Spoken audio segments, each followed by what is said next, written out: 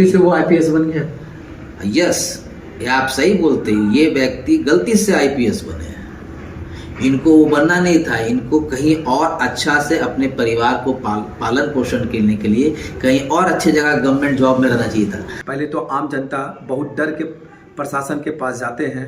अगर वो जाते होंगे, अगर इस तरीके के अधिकारी हैं, तो कहीं ना कहीं उनको एक अंदर में डर लगता होगा कि कहीं मेरे साथ ये दुर्व्यवहार ना करे।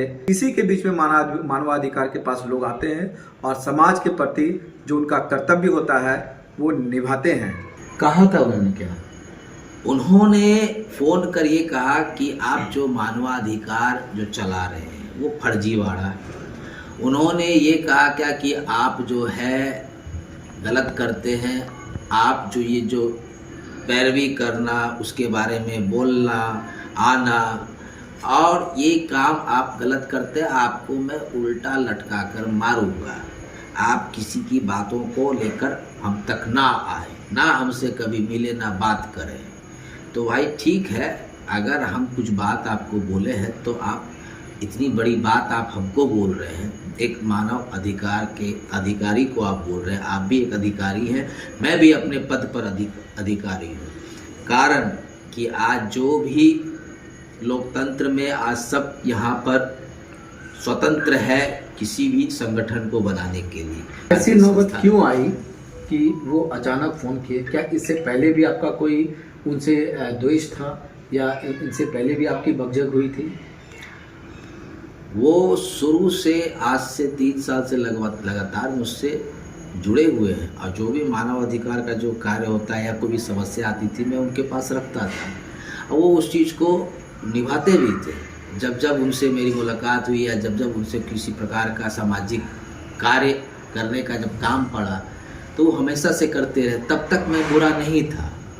लेकिन अभी बीते 3 महीना पहले कुछ घटना घटी थी, तो उसके एवज में मैंने उनको कहा था कि भाई ऐसी ऐसी बात है, ज़रा इनके परिवार से मिल लिया जाए, बात कर लिया जाए और जो भी है उसको आप देख लीजिए, हमारे पास ये चीज़ आया है। तो वो मिले भी और सबसे बड़ी बात ये है कि मिलने के लिए उनको वो बात, नाम भी बताया गया, परिवार भी बताया गया, सब उनके ऑफिस में जा कर के मैंने उनको बताया। फिर उन्होंने इच्छा जाहिर किया कि नहीं, मैं इस ज़िला में नहीं मिलूँगा, मैं खुद से आपके ज़िला भागलपुर में आऊँगा और वहीं पर मैं मिलूँगा, यहाँ पर लोकल मिलना ठीक नहीं है। तो उस वक्त जब उस व्यक्ति का नाम, परिचय, सब चीज़ दे दिया गया तो उस समय वो व्यक्ति या वो परिवार खराब नहीं था। आप हमको दूसरा दिन मीटिंग में नहीं आते हैं, आप मेरे ज़िला में आकर मुझसे नहीं मिलते, आप फ़ोन पर ही बोल देते मुझे कि वो गलत है, उसके चक्कर में नहीं फंसना है, वो लोग फालतू लोग हैं। तो आप फिर दूसरा दिन आप क्यों आए हमसे मिलने के लिए? और फिर आप हमसे पर्सनली ना कहीं पर किसी विशेष स्थान पर मिले, ना कहीं आप कहीं कुछ और मिले। भागलपुर के एक प्रतिष्ठित होटल में आपने रूम बुक किया, वहाँ पर आए, वो लोग भी आए, सब लोग आए और आप पर्सनली मिले। जो उस परिवार के जो मुख्य व्यक्ति थे उनसे आप कमरे में बंद होकर बात किया और हम लोगों को कहा कि आप लोग बाहर जाइए, इनकी समस्या हम लोग सुन लेते हैं। सब तरह का बात हुआ, आपने गुपचुप बात भी किया। फिर 2 दिन, 3 दिन, 4 दिन, 5 दिन फिर उस परिवार से जुड़ते रहे, जो धड़ पकड़ करना है आप किए, सब चीज़ ठीक ठाक चलता रहा। तब तक ईशान सिन्हा खराब नहीं है, तब तक ईशान सिन्हा कुछ नहीं है, बहुत अच्छा काम किए। तो उस वक्त तक वो आदमी ना क्रिमिनल है, उस वक्त तक आदमी ना कुछ है। अचानक 1.5-2 महीने के बाद अचानक आप सुबह सुबह डायरेक्ट फ़ोन करते हैं और बोलते हैं कि आप पहचानते थे उसको, आप जानते थे उसको, किसकी पैरवी, किसके बारे में आप कहते हो? आप क्यों मीटिंग किए श्रीमान? क्या कोई पैसे का लेन देन था होटल में जो मीटिंग हुई? क्या पैसे का कोई खेल था? नहीं, पैसे की तो कोई बात ही नहीं थी। क्या आपने कोई पैसा उछा लिया था? आज तक एक सिक्के का हिसाब तक नहीं है हमारे पास।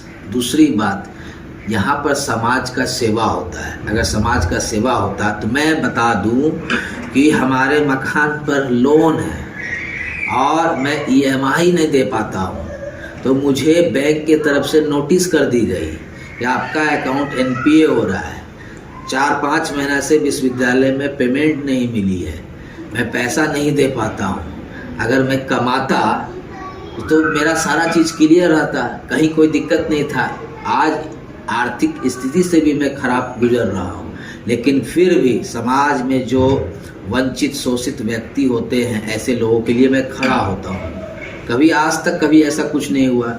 इस अधिकारी के साथ कई बार उनको फ़ोन करके कहा भी गया कि इस प्रकार का बात है, तो वो आज से 2 साल 3 साल 2.5 साल पहले भी कई बार जो है वो काम किए हैं हमारे फेवर में। आज से 2.5 साल पहले जो फेवर में काम किए, तो क्या हो गया अचानक इस तरीके से वो संवाद किए कि उल्टा लटका के मारूंगा? कुछ तो ऐसी बातें होगी। मुझे लगता है कि जो भी मामला है ये विचार एसपी साहब को करनी चाहिए। मैं पूरे सम्मान के साथ उनको कहना चाहूँगा कि जिस पद पर, जिस गरिमा पर आप बैठे हुए हैं और जिस पद पर मैं बैठा हुआ हूँ, हमारे पीछे संरक्षक कौन है, हम कैसे कार्य करते हैं, मानवाधिकार कैसे कार्य करते हैं, ये इनको जानकारी ही नहीं है, जानकारी की अभाव है। इसीलिए ये किन्हीं के बहकावे पर, किन्हीं के बोलने पर इन्होंने डायरेक्ट हमको इस प्रकार का शब्द मारने की गलती से वो आईपीएस बन गया। यस, ये आप सही बोलते हैं, ये व्यक्ति गलती से आईपीएस बने हैं। इनको वो बनना नहीं था, इनको कहीं और अच्छा से अपने परिवार को पालन पोषण करने के लिए कहीं और अच्छी जगह गवर्नमेंट जॉब में रहना चाहिए था। आईपीएस जो होते हैं, जिला के कोई भी एसपी जो होता है जिला का मालिक होता है, और जिला में अगर लाखों परिवार रह रहे हैं तो लाखों परिवार का वो कप्तान है। लाखों परिवार की नैतिक जिम्मेदारी उनकी बनती है, जिला अधिकारी की और एसपी साहब का, दोनों का कोऑर्डिनेशन से समाज को बचाया जाता है, बढ़ाया जाता है। आगे क्या चाहते हैं आप? आगे मैं ये चाहता हूँ वरीय पुलिस पदाधिकारी से, पुलिस मुख्यालय पटना से, कि ऐसे लोग अगर मानव अधिकार जो चला रहे हैं संस्था, ऐसे कई संस्था हैं, लेकिन कुछ लोग कभी बदनाम भी होते हैं, गलत पकड़ाते हैं। मैं पूरी ईमानदारी के साथ कहता हूँ कि मैंने ऐसा कुछ नहीं किया है। दूसरी बात कि मैं भी अपनी संस्था में एक गरिमाई पद पर विराजमान हूँ, और मैं किस प्रकार अपने विषय को, अपनी बातों को प्लेसिंग करके एक आईपीएस को जवाब मैं दे सकता हूँ।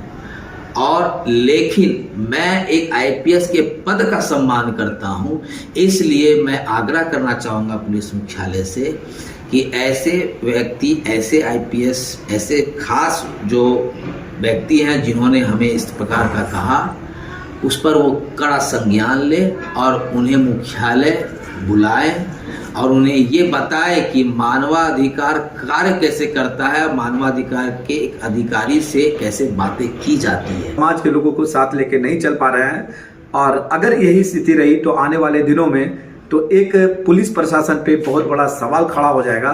वो किन्हीं के साथ भी किसी भी तरह कोई भी समय वो अपनी भड़ास निकालेंगे और यहाँ तक अपशब्द भी कहेंगे। तो ईशान जी का कहना है कि मुख्यालय से उनका एक संज्ञान लिया जाए और इनके एक जो उचित निर्णय हो उस पर किया जाए।